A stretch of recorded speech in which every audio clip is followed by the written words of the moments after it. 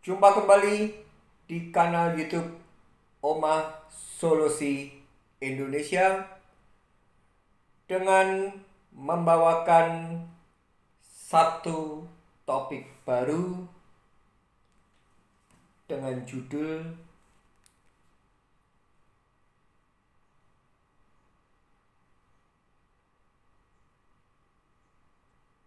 video khusus untuk Ksatria. Stop bermain panggung sandiwara ketika sedang menunggak hutang kartu kredit atau kredit tanpa anggunan. Video ini saya buat tanggal 8 Juli 2025 di hari Selasa jam 10:43 WIB. Judulnya sangat menantang, video khusus untuk Ksatria. Bahkan di deskripsi note bagi saya agar supaya mumpung belum terlanjur memutar video ini sampai selesai, saya tulis untuk menjadi perhatiannya bagi pecundang atau pengecut. Saya menyarankan untuk tidak memutar video ini. Saya khawatir bagi mereka yang telah saya sebutkan tadi, setelah menonton video yang akan saya bawakan ini, mengalami sesak nafas atau gangguan kejiwaan lainnya. Jadi mumpung ini baru durasi menit ketiga,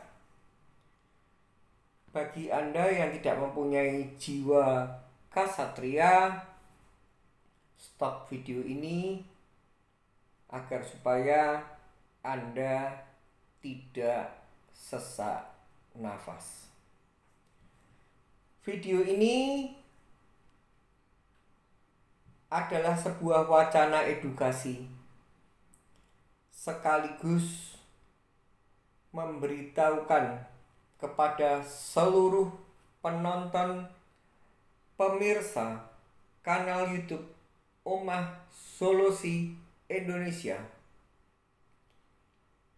khususnya untuk keluarga besar Omah Solusi Indonesia yang seringkali bertanya kepada saya. Ada kalanya pertanyaan tersebut sudah saya jawab, tapi mereka menyangkal atau mereka mengeluarkan blok mental yang ada di diri mereka. Tidak lain tidak bukan, intinya adalah tidak mau mengikuti saran saya. Bagi saya, Anda tidak mengikuti saran saya itu, saya tidak ada kerugian apapun. Dan saya juga tidak mendapatkan sebuah keuntungan apapun.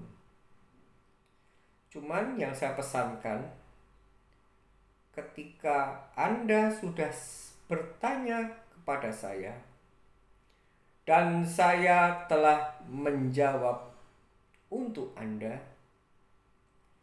dan ketika itu Anda mengeluarkan argumen-argumen yang bersifat membela diri Anda untuk disebut bukan sebagai seorang pecundang atau pengecut, di kemudian hari ketika Anda kena batunya, Anda japri saya melalui WhatsApp di 0851 00 517473 ataupun call. Jangan pernah Anda merasa sakit hati jika chat Anda atau telepon Anda saya ignore, saya abaikan, karena video ini sebenarnya sangat singkat dan video ini sudah saya katakan realita yang telah saya hadapi kurang lebih 13 tahun yang lalu, dan sudah saya praktekkan terhadap diri saya ketika saya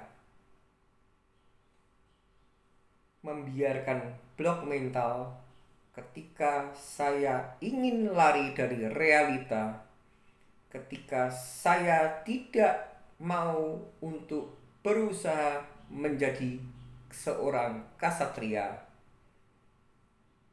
saya kena banyak impactnya.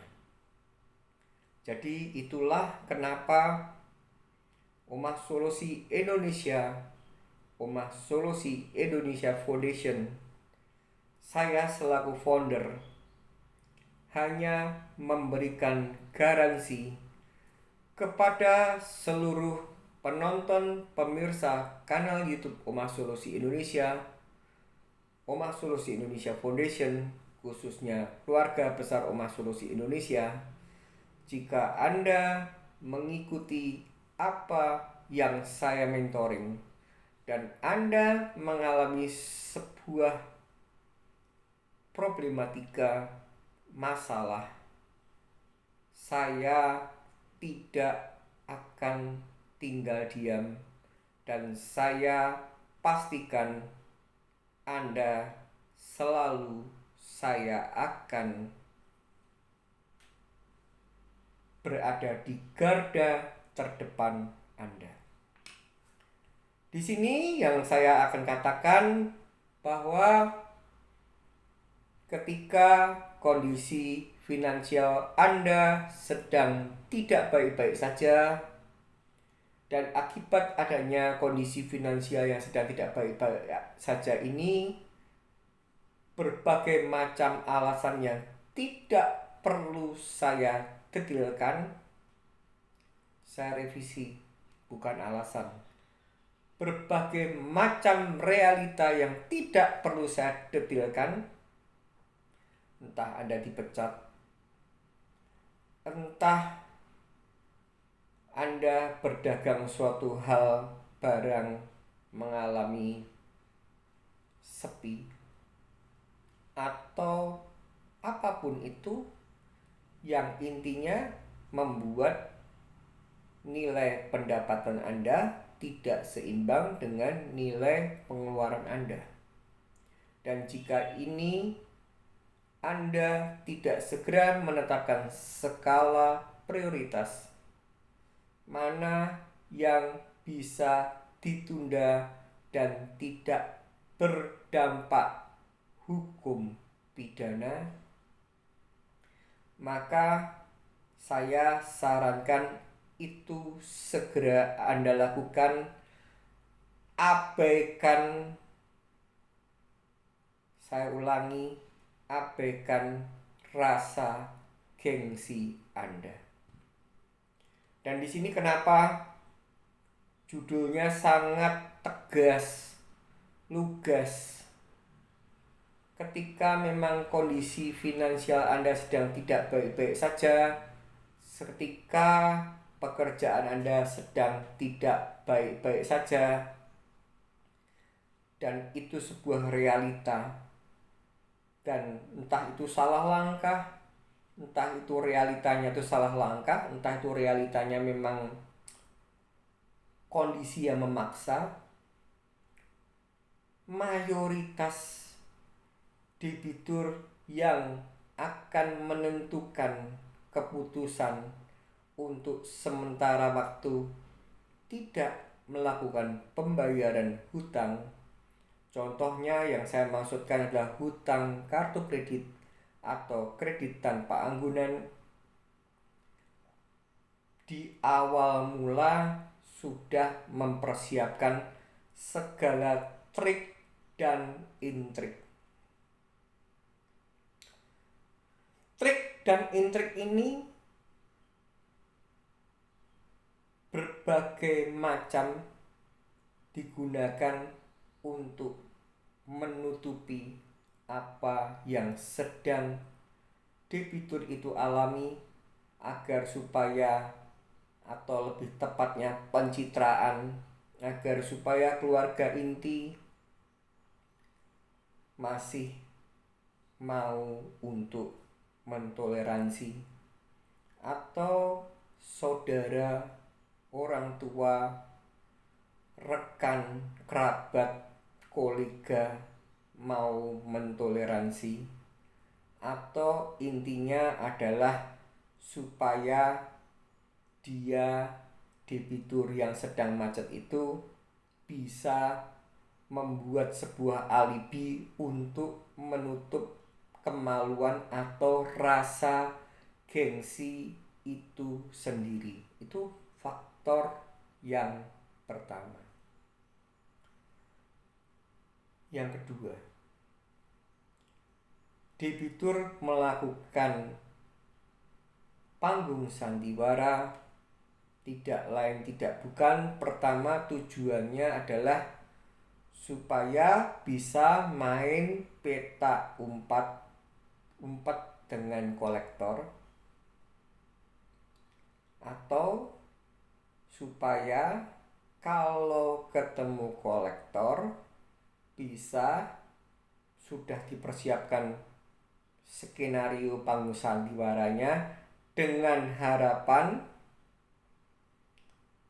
kolektor mentoleransi dan tidak menguber-nguber debitur yang sedang macet. Dan semua itu adalah tidak pernah akan ada gunanya, tidak akan menjadikan sebuah keuntungan untuk Anda, bahkan malah sebaliknya akan lebih memperburuk kondisi ketika Anda telah menyiapkan trik, intrik, alibi yang dimana bahwa jika Anda cocok dengan saya, sebuah pegangan prinsip hidup yang telah saya alami, tidak ada orang yang bisa menyimpan bangkai tanpa tercium baunya. Artinya Anda bersandiwara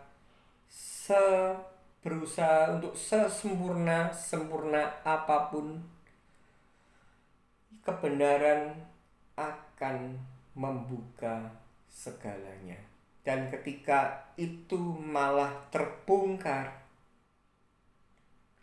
entah yang pertama kali yang Anda kadali itu tipu muslihat Anda untuk supaya Anda masih berwibawa, tipu muslihat Anda untuk supaya Anda masih ditoleransi, disayang sama keluarga inti, itu malah sebaliknya akan menjadikan Anda roboh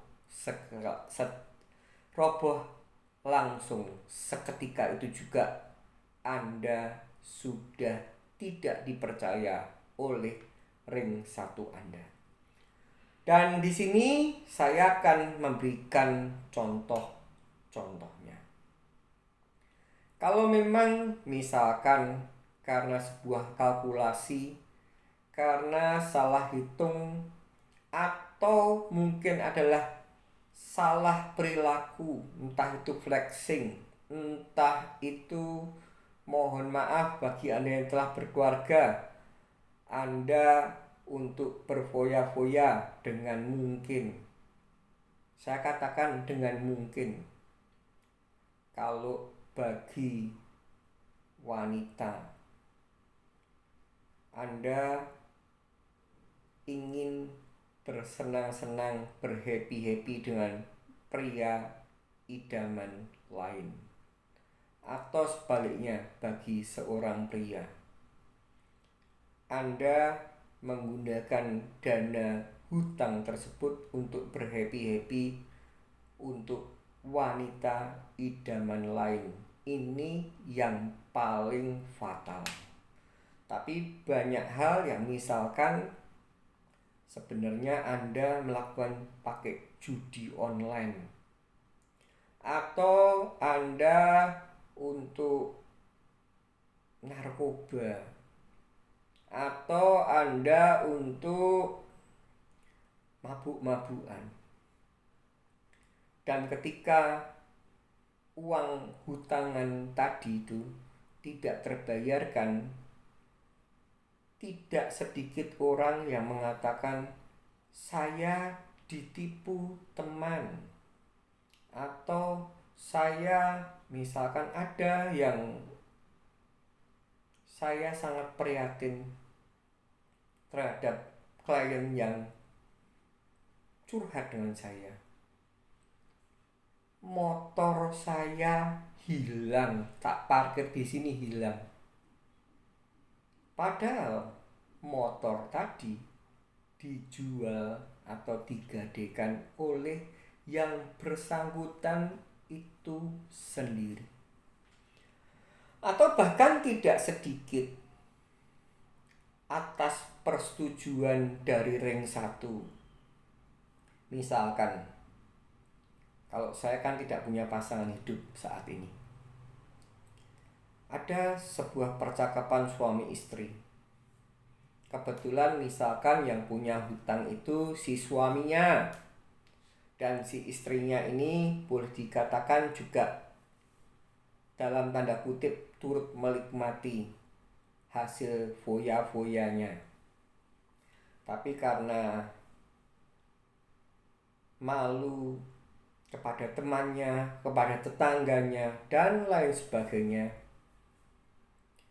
tidak jarang mereka sepakat, nanti kalau saya ditanyai oleh teman bahwa kamu ditipu oleh rekan kerja, atau ada piutang dagangmu yang tidak terbayar, dan lain sebagainya yang lebih kompleks. Tidak lain tidak bukan adalah untuk mengkambing hitamkan orang lain, atau bahkan yang paling ekstrim, yang paling saya benci adalah Anda secara langsung memfitnah orang. Dan itu jangan pernah Anda lakukan. Itu kira-kira yang tipikal yang pertama. Kemudian tipikal yang kedua, karena ini banyak banyak ragamnya, saya tidak bisa urai satu persatu. Di mana tentang bekerja. Ketika ini kiblatnya adalah untuk rekan kerja, itu ya sama dengan bohong. Saya ditipu, saya motornya hilang, atau bahkan tidak sedikit orang, saya katakan tidak sedikit orang yang berani bahasa Jawanya nyepatani awake dhewe atau keluarganya. Nyepatani itu make a wish. Ini karena orang tuaku sakit. Ini karena istriku sakit. Ini karena suamiku sakit atau sebaliknya. Ini karena anakku sakit. Ini karena kakakku sakit. Dan lain hal yang tidak bisa saya jelaskan satu persatu hingga saya terperosok hutang kartu kredit. Dan saya katakan, semoga video ini menjadi sebuah pencerahan. Andai pun, saya katakan andai pun itu memang sedang terjadi akibat realita yang saat itu membuat Anda terlilit hutang. Apa toh? Untungnya Anda mengatakan kepada siapapun orang, entah itu tetangga, entah itu kepada kolektor, entah itu pada RT, entah itu pada RW. Lah pripun Pak, kula niki nunggak utang. Soalnya garwa kula sakit. Pasangan hidup saya sakit. Lah pripun Pak, kula terpaksa nunggak utang karena ngobatke wong tuwa. Apakah dengan Anda mengatakan hal itu yang mana seolah-olah Anda membenarkan saat ini terjadi hutang ini bukan karena untuk saya, tapi untuk bela-belain orang yang sedang Anda biayai? Jika Anda melakukan itu secara ikhlas lahir batin, rasanya hal tersebut tidak perlu Anda sampaikan. Karena seperti yang kata-kata di kitab suci ataupun Al-Quran, ketika kamu itu sedang puasa, jangan tunjukkan wajahmu yang sayu agar supaya orang tahu bahwa kamu sedang berpuasa. Atau kalau ini kita simpulkan bahwa ketika niat Anda itu adalah luhur, ikhlas, tulus, Anda tidak perlu untuk mengatakan bahwa saya ini pahlawan loh. Hutang sampai ini tidak bisa bayar bukan untuk hura-hura loh, tapi untuk karena mengobatkan kerabat. Itu sama sekali tidak diperlukan. Dan satu lagi, apakah itu akan menjadikan sebuah pertimbangan dari bank bagian collection department melalui kolektornya ketika Anda menyampaikan itu semua, berkeluh kesah, bahkan bertetes berlinang air mata? Apakah itu mereka akan mentoleransi? Apakah mereka akan berbelas kasih dengan Anda? Sama sekali tidak. Jadi Di video ini saya menghimbau sudah beberapa case yang sudah saya ceritakan pada Anda. Untuk itu, satu lagi untuk motif yang menghindar kolektor atau untuk supaya kolektor berbelas kasih pada Anda. Padahal itu sama sekali tidak akan pernah terjadi.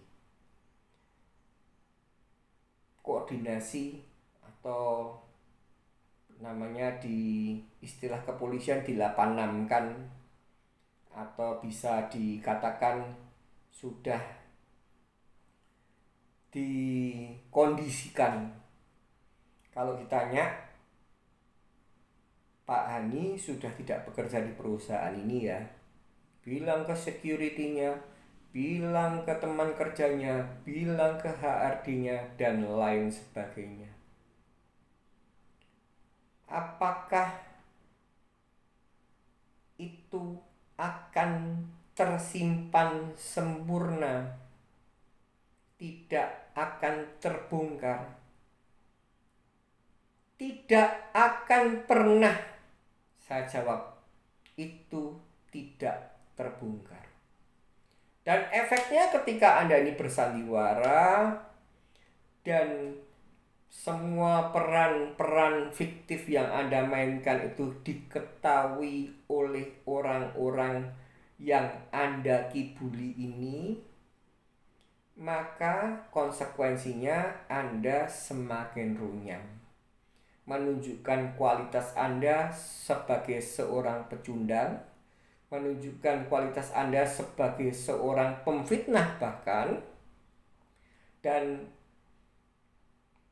untuk kolektor atau untuk tetangga RT RW semakin menjadikan citra yang tadinya Anda ingin membuat pencitraan yang baik akan semakin hancur lebur.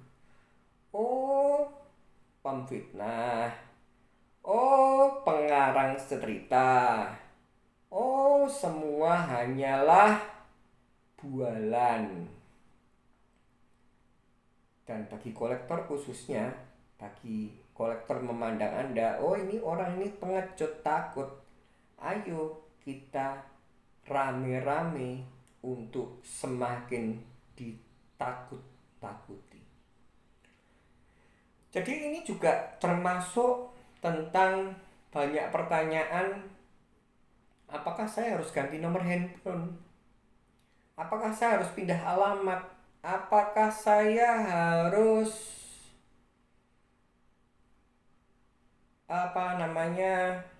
tidak mendaftar suatu hal yang itu sebenarnya prosedural supaya tidak terlacak kolektor?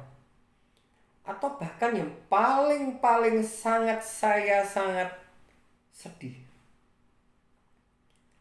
tidak sedikit pasangan suami istri mengklaim bahwa saat ini hubungan rumah tangga kami sedang proses perceraian. Entah itu terjadi sungguhan, entah itu hanya berpura-pura, hanya supaya kolektor tidak mengejar orang yang tidak punya hutang, yang dimana pasangannya yang berhutang. Itu sangat konyol. Dan saya katakan lagi, ada juga yang sampai minta pecah kakak supaya dia orang yang tidak berhutang tidak bisa dikejar-kejar kolektor. Apa untungnya Anda melakukan kepanikan overthinking yang membuat Anda semakin bodoh? Jadi disinilah video ini saya tekankan, disinilah video ini saya tegaskan bahwa ketika Anda sedang mengalami menunggak hutang kartu kredit atau kredit tanpa anggunan, be yourself. Jadilah diri Anda sendiri. Katakan realita yang terjadi. Tidak perlu mengekspos. Saya garis bawahi, tidak perlu mengekspos di mana Anda memainkan playing victim. Itu sama sekali tidak diperlukan. Dan yakinlah pada saya bahwa menunggak hutang kartu kredit atau kredit tanpa anggunan dan saat ini sedang katakanlah dicari oleh kolektor atau harus menemui kolektor, Anda baik-baik saja. Bahkan nantinya di video berikutnya saya juga akan menyentil sekaligus saya akan membongkar trik-trik atau modus-modus yang dilakukan oleh kolektor yang bersifat untuk pembodohan masyarakat, yang membuat debiturnya gemetar, yang membuat debiturnya stres, depresi. Karena dalam sesungguhnya kehidupan yang sudah saya jalani ini, saya semakin bisa mengerti bahwa dari perkara-perkara yang timbul di diri saya tidak pernah menganggap perkara tersebut sebagai sebuah beban hidup saya. Tapi itu adalah pembelajaran gratis dari Tuhan, agar supaya di kemudian hari saya mendapatkan sebuah penggemblengan dan mental untuk tidak mudah menyerah, tidak mudah untuk putus asa. Itu sudah terbentuk sejak ketika saya mengalami badai di 2013 sampai dengan hari ini. Bahkan nantinya saya punya kasus di kepolisian yang sedang baru saya urus. Saya sebagai pelapor. Itu akan saya bagikan. Bahwa itu bukan menjadi sebuah kendala dalam hidup saya. Tapi itu menjadi pembelajaran hidup saya sehingga saya bisa bertambah ilmu dalam menghadapi segala hal yang boleh dikatakan hari ini bisa dikatakan membuat saya terbebani. Tapi ketika saya bisa bertahan, survive, dan akhirnya bisa selesai, itu adalah anugerah yang paling luar biasa yang pernah Anda terima. Anda belajar di universitas, entah itu apapun jurusannya, itu memang hanyalah awal mulanya teori. Tapi ketika Anda tidak bisa mengimplementasikan dalam wujud nyata kehidupan Anda sehari-hari, yaitu hanyalah ibarat tong kosong berbunyi nyaring. Saya pun juga melihat berita yang terakhir, ada kapal karam di mana dilihat di video-video kesaksian orang-orang yang pertama kali ditolong itu oleh nelayan-nelayan, di mana dia ini hanya berbekal sampan yang simple, bisa menghadapi ombak gelombang yang tinggi. Karena saya langsung ingat bahwa pelaut yang hebat bukan lahir dari sebuah pembelajaran mengarungi samudra yang tenang, tapi pelaut yang hebat lahir dari ketika mereka diizinkan menghadapi terpaan gelombang samudra yang dahsyat, dan ketika dia bisa bertahan, itulah dia sebagai pemenangnya. Semoga video ini bermanfaat, dan beberapa ilustrasi itu hanya mungkin baru 30%. Banyak sekali yang sudah bercerita pada saya, sengaja membarikade, membuat blok mental dia sendiri, di mana sebenarnya hal ini tidak ada apa-apanya, menjadikan ada apa-apanya. Yang tidak seharusnya harus stres menjadi stres, di mana ketika Anda stres, semua penyakit akan muncul. Dan yakinlah, senantiasalah bersukacita. Dan satu kata terakhir, badai pasti berlalu.